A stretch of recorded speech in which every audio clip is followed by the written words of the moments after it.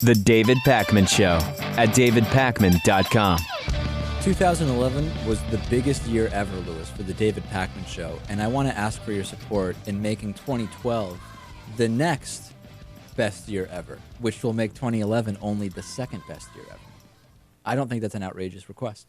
Nope, that's a pretty good plan. You can go online to davidpakman.com, bookmark the amazon.com banner, use it for all of your Amazon shopping, free way to support the show. Get a recycled materials t-shirt or hoodie at davidpakman.com/gear, or even better, become a member of the David Pakman Show, davidpakman.com/membership. You'll get the podcast commercial free. You'll get the archive of shows dating back to 2005. And of course, the award-winning, of course it's only internal awards, but it's won a number of them, bonus show, produced by producer Louis Motamedi of Krakatoa metal band fame. Victoria's Secret Fair Trade Cotton. Turns out that it's harvested by child slaves. Not working that well for Victoria's Secret, I would say. This is a story from Alternet, and the new report finds a lot of evidence of forced child labor in Burkina Faso, where a lot of that organic fair trade cotton comes from. I'm not surprised. No.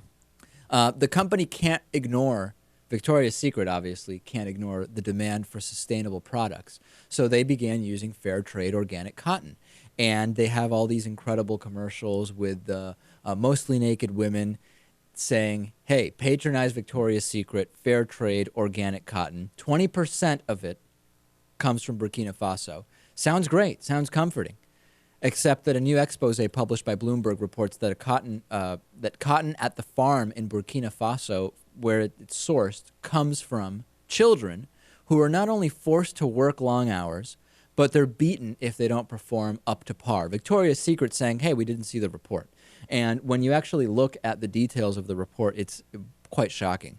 And the report says that because organic fair trade cotton sells at much higher prices than cotton that isn't stamped as such, the potential for exploitation actually goes way up. It attracts subsistence farmers who say they don't have the resources to grow fair trade cotton without forcing people's children to work.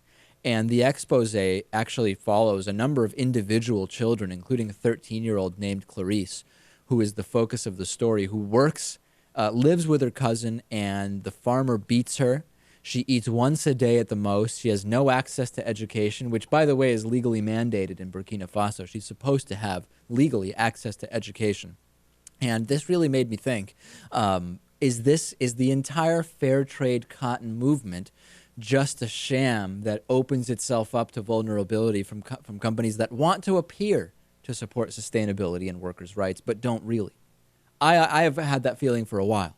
And, remember, Whole Foods, which many people incorrectly believe is this very progressive in every way company, had a drive against healthcare reform, and many of their policies are actually very right-wing.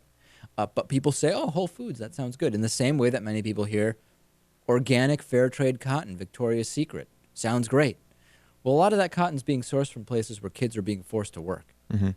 So don't attach much to fair trade when you see it on some type of packaging? Well, it's the same as with the EPA, or the FDA means a drug is safe, or the SEC says that your money is safe, and then that company is doing business. It's a gimmick. It's not a gimmick. The intention is not necessarily a gimmick, but it's been corrupted like every other area of government. People need to wake up, I think, to that. Sure.